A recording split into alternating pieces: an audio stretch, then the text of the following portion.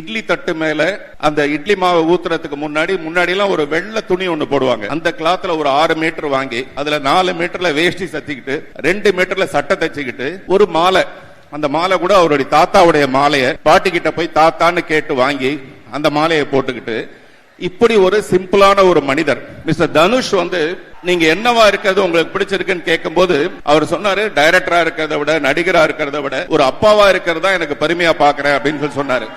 அவர் அவருடைய குழந்தைகளுக்கு மட்டும் அப்பா இல்ல. இந்த ட்ரெஸ் எல்லாம் பாத்தீங்களா, எனக்கு அருண் விஜய்க்கு எல்லாம் பயங்கர பந்தாவா நாங்க வந்துருவோம். ஒரு அப்பா என்ன பண்ணுவாருன்னா தன்னுடைய குழந்தைங்களுக்கு எல்லாம் நல்ல ட்ரெஸ் வாங்கி கொடுத்துட்டு அவரு மட்டும் ரொம்ப சாதாரணமான ஒரு ட்ரெஸ் போட்டிருப்பாரு. இந்த ட்ரெஸ் எல்லாம் தனுஷ் கம்பெனில தான் வாங்கி கொடுத்தாங்க எனக்கு, பந்தாவா வாங்கன்ட்டு. ஆனா இந்த இட்லி பானையில இட்லி தட்டு மேல அந்த இட்லி மாவை ஊத்துறதுக்கு முன்னாடி எல்லாம் ஒரு வெள்ளை துணி ஒண்ணு போடுவாங்க. நல்ல மல் கிளாத், தும்பப்பூ மாதிரி இருக்க ஒரு வெள்ளை கிளாத் ஒண்ணு போடுவாங்க. அந்த கிளாத்ல ஒரு 6 மீட்டர் வாங்கி அதுல 4 மீட்டர்ல வேஷ்டி சத்திக்கிட்டு 2 மீட்டர்ல சட்டை தச்சுக்கிட்டு ஒரு மாலை, அந்த மாலை கூட அவருடைய தாத்தாவுடைய மாலையை பாட்டி கிட்ட போய் தாத்தான்னு கேட்டு வாங்கி அந்த மாலையை போட்டுக்கிட்டு இப்படி ஒரு சிம்பிளான ஒரு மனிதர்.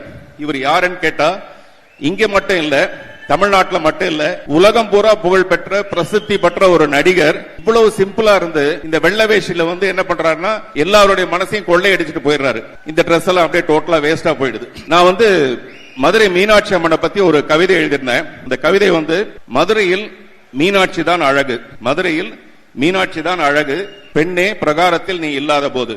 அதாவது அந்த பொண்ணு அழகா இருக்கிறா, மதுரை மீனாட்சி அம்மனை விட அழகா இருக்கிறா அப்படின்னு சொல்லியிருந்தேன். அந்த மாதிரி இந்த தேசிய விருது எப்ப மத்தவங்களுக்கு கிடைக்கும்னா தனுஷோட படம் அந்த தேசிய விருது பட்டியல்ல இல்லாதப்ப மட்டும்தான் மத்த நடிகர்களுக்கு தேசிய விருது கிடைக்கும். இட்லி தட்டு மேல அந்த இட்லி மாவை ஊத்துறதுக்கு முன்னாடி எல்லாம் ஒரு வெள்ளை துணி ஒண்ணு போடுவாங்க. அந்த கிளாத்ல ஒரு 6 மீட்டர் வாங்கி அதுல 4 மீட்டர்ல வேஷ்டி சத்திக்கிட்டு 2 மீட்டர்ல சட்டை தச்சுக்கிட்டு ஒரு மாலை, அந்த மாலை கூட அவருடைய தாத்தாவுடைய மாலையை பாட்டி கிட்ட போய் தாத்தான்னு கேட்டு வாங்கி அந்த மாலையை போட்டுக்கிட்டு இப்படி ஒரு சிம்பிளான ஒரு மனிதர் மிஸ்டர் தனுஷ் நீங்க என்னவா இருக்கிறது உங்களுக்கு பிடிச்சிருக்குன்னு கேட்கும் போது அவர் சொன்னாரு, டைரக்டரா இருக்கிறத விட நடிகரா இருக்கிறத விட ஒரு அப்பாவா இருக்கிறதா எனக்கு பெருமையா பாக்குறேன் அப்படின்னு சொல்லி சொன்னாரு. அவர் அவருடைய குழந்தைகளுக்கு மட்டும் அப்பா இல்ல.